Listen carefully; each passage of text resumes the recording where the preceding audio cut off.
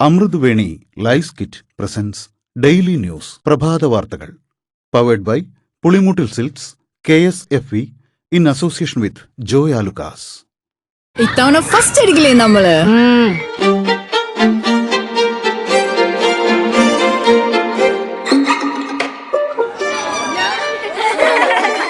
കുട്ടികൾക്കൊക്കെ പെയിൻ ശല്യം ഉണ്ടാകും. അതുകൊണ്ട് ലൈസ് കിറ്റ് ഉപയോഗിച്ച് ക്ലാസ്സിൽ വരാൻ പ്രത്യേക ശ്രദ്ധിക്കണം. ലൈസ് കിറ്റ് ലൈസ് റിമൂവർ പെയിൻ ശല്യത്തിൽ നിന്നും ഉടനടി ആശ്വാസം.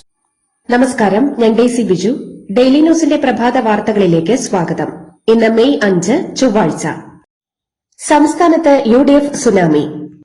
കേരളത്തിലെ 140 നിയമസഭാ മണ്ഡലങ്ങളിൽ 102 സീറ്റും UDF തൂത്തുവാരി. LDFന് 35 സീറ്റ് മാത്രം. BJPക്ക് 3 ചരിത്ര വിജയം. കോൺഗ്രസ് തനിച്ച് 63 സീറ്റിൽ ജയിച്ചപ്പോൾ മുസ്ലിം ലീഗ് 22 സീറ്റുകളിലും കേരള കോൺഗ്രസ് ജോസഫ് 7 സീറ്റുകളിലും RSP 3 സീറ്റുകളിലും വിജയിച്ചു. CPM വെറും 26 സീറ്റുകളിലേക്ക് ഒതുങ്ങിയപ്പോൾ CPIക്ക് നേടാനായത് 8 സീറ്റ്. കേരള കോൺഗ്രസ് എമ്മിന്റെ ആരും ജയിച്ചില്ല. ഭരണവിരുദ്ധ വികാരമെന്നും പിണറായി വിരുദ്ധ തരംഗമെന്നും രാഷ്ട്രീയ നിരീക്ഷകർ. മുഖ്യമന്ത്രി പിണറായി വിജയൻ രാജിവെച്ചു.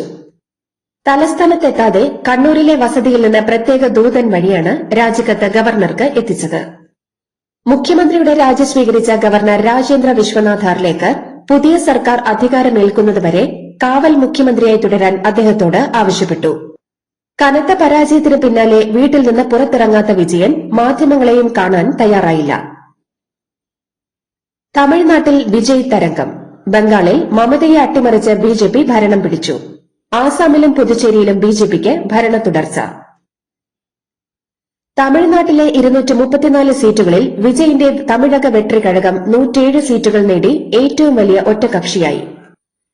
മുഖ്യമന്ത്രി MK സ്റ്റാലിൻ കൊളത്തൂരിൽ തോറ്റു. വിജയ് മത്സരിച്ച 2 ജയിച്ചു. DMK നയിച്ച കോൺഗ്രസ് ഉൾപ്പെട്ട സഖ്യത്തിന് 73 സീറ്റ്. AIADMK ഉൾപ്പെട്ട NDAയ്ക്ക് 47 സീറ്റ്. മന്ത്രിസഭയുണ്ടാക്കാൻ വിജയ് നീക്കങ്ങൾ ആരംഭിച്ചു. ബംഗാളിലെ 294 സീറ്റുകളിൽ 207 സീറ്റുകൾ സ്വന്തമാക്കി BJP അട്ടിമറി വിജയം നേടി. ഭരണകക്ഷിയായിരുന്ന തൃണമൂൽ കോൺഗ്രസ് 80 സീറ്റുകളിലേക്ക് ഒതുങ്ങി. മുഖ്യമന്ത്രിയായിരുന്ന മമതാ ബാനർജി ഭവാനിപൂരിൽ 15,000 വോട്ടിന് തോറ്റു. കോൺഗ്രസിന് 2 പേരെയും CPMന് ഒരാളെയുമാണ് ബംഗാളിൽ ജയിപ്പിക്കാനായത്. ആസാമിലെ 126 മണ്ഡലങ്ങളിൽ BJP 82 സീറ്റുകളുമായി ഭരണം നിലനിർത്തി. കോൺഗ്രസിന് നേടാനായത് 19 സീറ്റ് മാത്രം. ബോഡോലാൻഡ് പീപ്പിൾസ് ഫ്രണ്ടും ആസാം ഗണപരിഷത്തും 10 വീതം സീറ്റുകൾ നേടി. പുതുച്ചേരിയിലെ 30 അംഗ നിയമസഭയിൽ 16 സീറ്റുമായി NDA ഭരണമുറപ്പിച്ചു. NDAയിലെ മുഖ്യ കക്ഷിയായ ഓൾ ഇന്ത്യ NR കോൺഗ്രസ് 12 സീറ്റും BJP 4 സീറ്റും നേടി. DMK 5, TVK 2, കോൺഗ്രസ് 1, AIADMK 1, മറ്റുള്ളവർ 5. കേരളത്തിലെ കക്ഷിനില. UDF കോൺഗ്രസ് 63, മുസ്ലിം ലീഗ് 22, കേരള കോൺഗ്രസ് 7, സ്വതന്ത്രർ 4, RSP 3, RMP 1, Kerala Congress Jacob 1, CMP 1, UDFന് ലഭിച്ചത് 46% vote. LDF, CPM 26, CPI 8, RJD 1, LDFന് ലഭിച്ചത് 37.7% വോട്ട്. NDA BJP 3, ലഭിച്ചത് 13.2% വോട്ട്.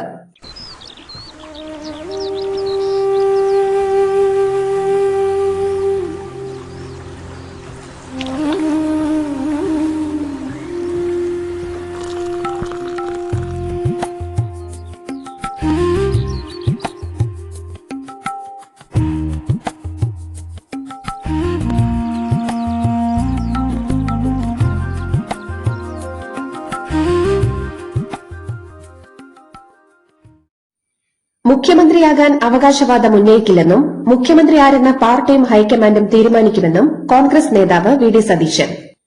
ജനത്തിന്റെ പ്രതീക്ഷ വളരെ വലുതാണ്. തമ്മിൽ തല്ലിയാൽ ജനം പൊറുക്കില്ല. പാർട്ടിയുടെ നടപടിക്രമങ്ങളിൽ തർക്കമുണ്ടാക്കില്ലെന്നും സതീശൻ. തകർന്നടിഞ്ഞ് കേരള കോൺഗ്രസ് മാണി ഗ്രൂപ്പ്.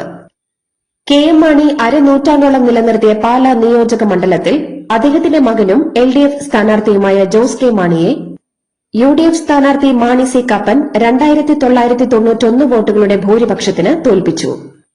കേരള കോൺഗ്രസ് മത്സരിച്ച 12 മണ്ഡലങ്ങളിലും തോറ്റു. 3 താമരകൾ വിരിയിച്ച് കേരളത്തിൽ ബിജെപി മുന്നേറ്റം.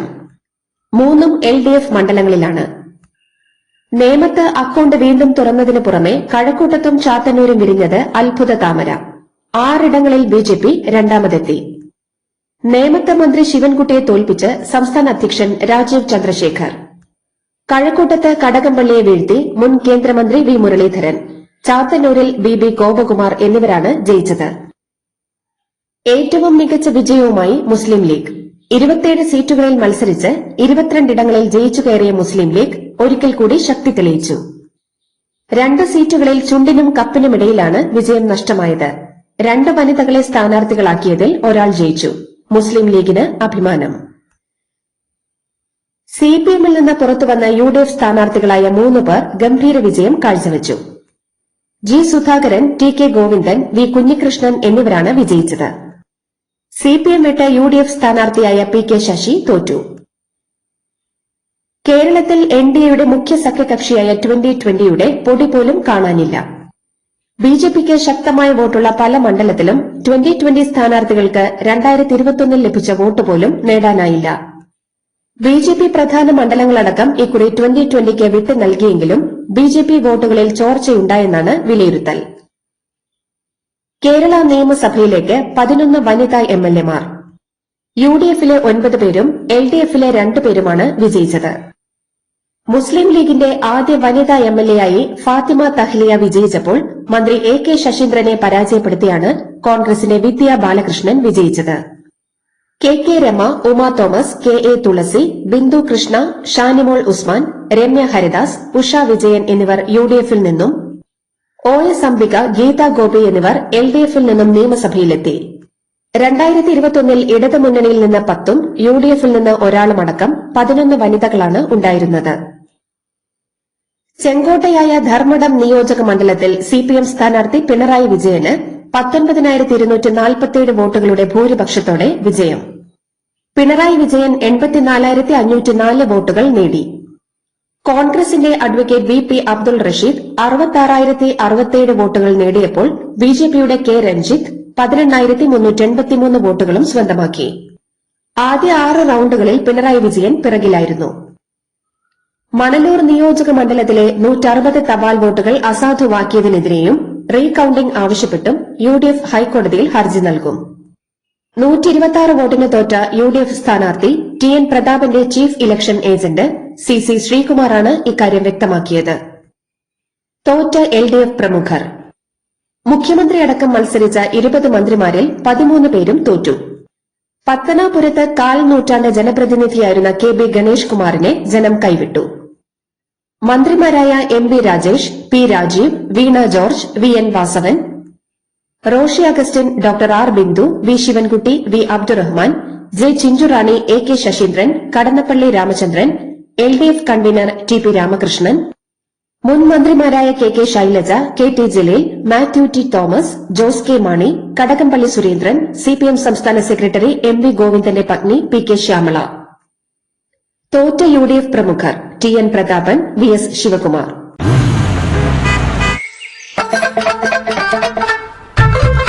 എല്ലാവർക്കും വന്നു ഡാൻഡ്രഫ്, എന്തു ചെയ്യും ചേട്ടാ? പേടിക്കണ്ട, ഇവിടുണ്ടല്ലോ ഡാൻഡ്രോക്കിൻ ഓയിൽ. ഉടനടി മാറും താരൻ, ഉപയോഗിക്കൂ വേഗം. Amrutweni Dandruff Quit, the ultimate dandruff solution. അഴിമതിയും ധിക്കാരവും സ്വജനപക്ഷപാതവും അക്രമ രാഷ്ട്രീയവും ജനങ്ങൾ തള്ളിക്കളഞ്ഞെന്ന് AICC general secretary KC Venugopal MP. മതത്തിന്റെ പേരിൽ ജനങ്ങളെ വിഭജിപ്പിച്ച് കേരളം കൈയടക്കാൻ കഴിയില്ലെന്ന് തെളിയിച്ച യഥാർത്ഥ കേരള സ്റ്റോറിയാണ് ഇത്. UDF-ന്റെ കൂട്ടായ പ്രവർത്തനവും രാഹുൽ ഗാന്ധി അവതരിപ്പിച്ച പ്രകടന പത്രികയിലെ ഇന്ദിരാ ഗ്യാരന്റിയും വിജയത്തിന് മുഖ്യ പങ്കുവഹിച്ചു. മുഖ്യമന്ത്രിയെ കോൺഗ്രസ് നേതൃത്വം കൂടിയാലോചിച്ച് തീരുമാനിക്കുമെന്നും വേണുഗോപാൽ അറിയിച്ചു.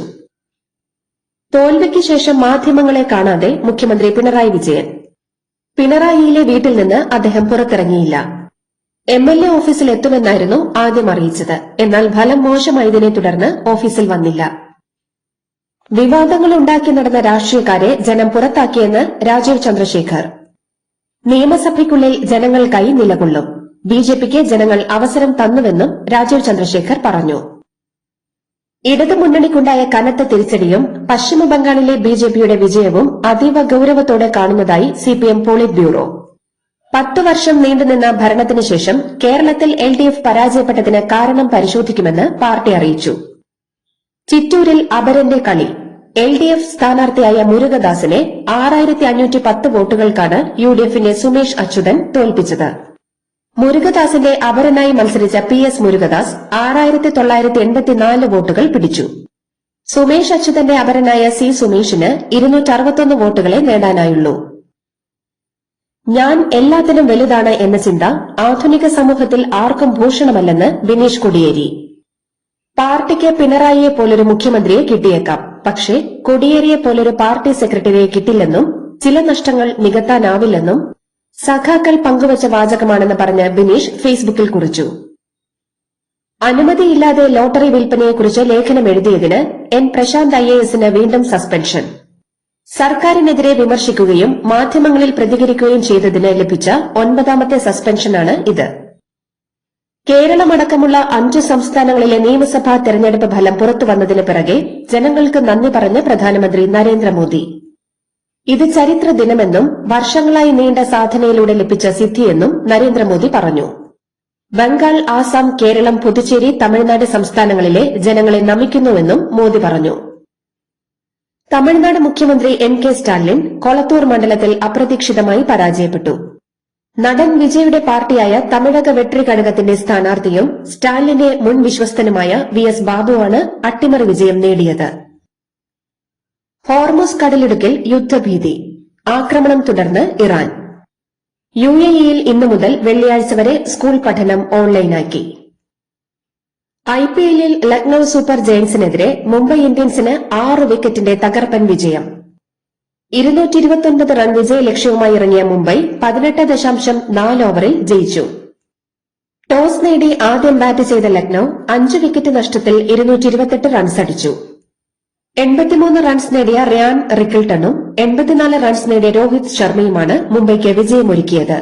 ഇതോടുകൂടി ഡെയിലി ന്യൂസിന്റെ ഇന്നത്തെ പ്രഭാത വാർത്തകൾ സമാപിക്കുന്നു. ഡെയിലി ന്യൂസിന് വേണ്ടി വാർത്തകൾ വായിച്ചത് ഡെയ്സി ബിജു. ഡെയിലി ന്യൂസ് ലൈവ്.in വാർത്തകൾ വിരൽ തുമ്പിൽ.